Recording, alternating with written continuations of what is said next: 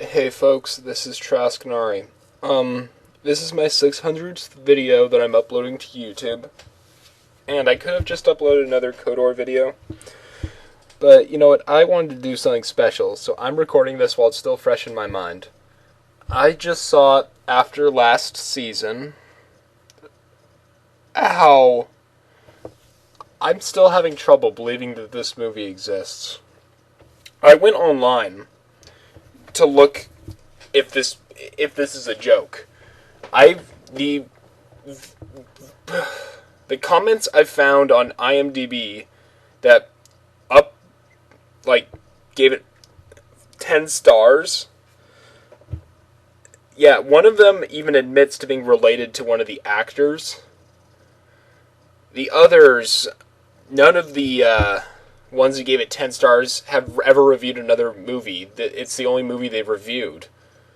The ones that gave them all 1 stars are people who didn't just make an account just to uprate this one movie.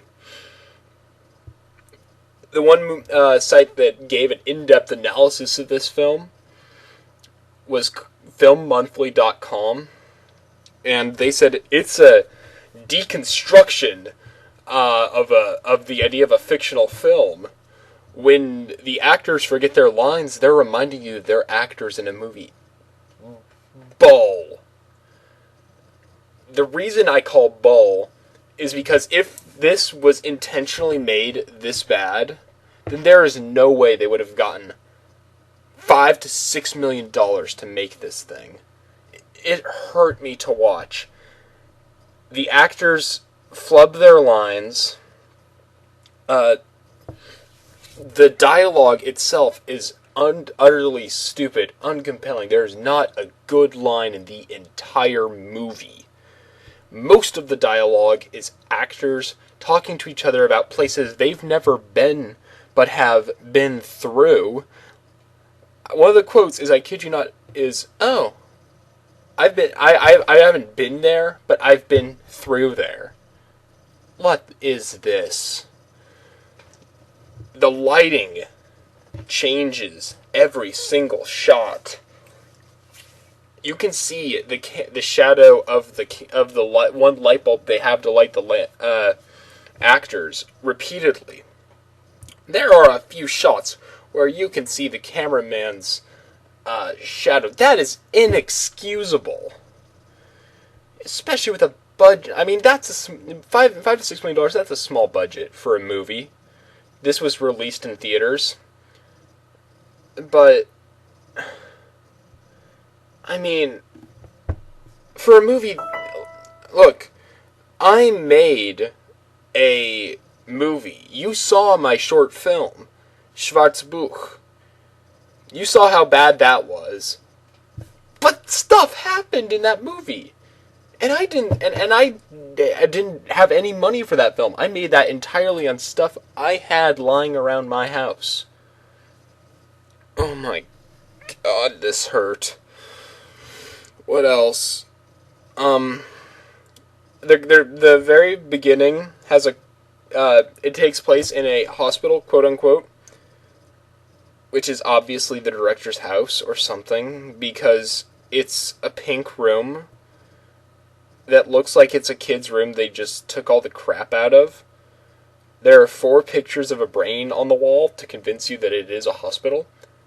The MRI machine is made of cardboard with butcher paper on it. And, ow.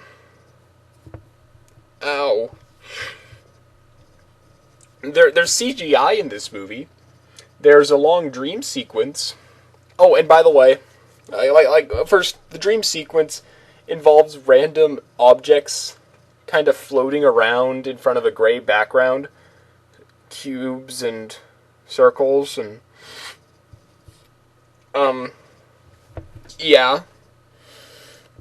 And that happens for about 40 minutes with little to no dialogue.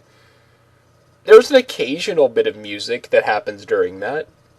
Maybe about 5 seconds worth every 10 minutes. Oh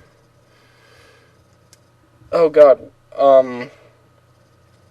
And it does proceed. It gets more detailed from there. In fact, the most detailed it gets is animation of a woman and a masked man in animation that looks like it's far more outdated than the first fucking Sims. Like, there's an animation of this woman who leans down and hurls a cube at a wall, and like her shoulder jags out of place. I'm a Team Fortress 2 fan. I've followed the people at Polycount who are making animations and models, and that stuff is far more professional than this. Like if they just hired one of those people to do their work for free, they could have done more than this. And this had a $5 million budget. Ugh. So when the people on there say, yes, it obviously it's all about the dream sequence, which is all allegorical. The circles that are floating around in empty space are obviously supposed to represent the non-existence of the sets. It's just a semblance of a set, which is why and see, here's the thing: the whole actors flipping their lines is intended to remind you they're actors in a movie. That's where I knew this review was complete and utter BS.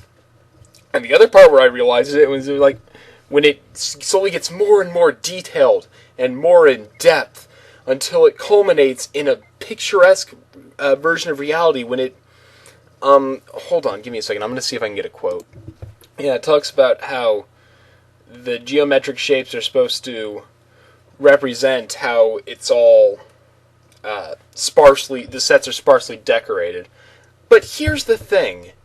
If that's what he was going for, then there are movies that are far, far better at making a good film with a very minimalistic setting, sets, that sort of thing. Oh god, what's the name of that movie? Pontypool was a pretty minimalistic movie in terms of setting and stuff, and that was a good movie.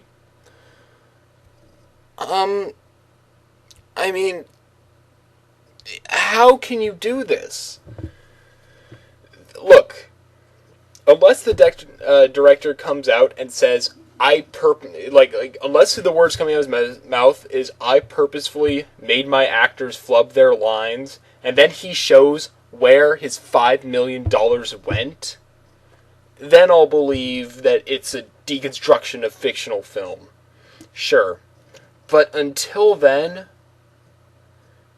it's just garbage. Avoid this like the plague. There. You guys like seeing me get angry and rant about stuff? There's your rant. Now, if you'll excuse me, I'm going to go watch Twilight. I need to watch a better movie to get the taste of this out of my brain.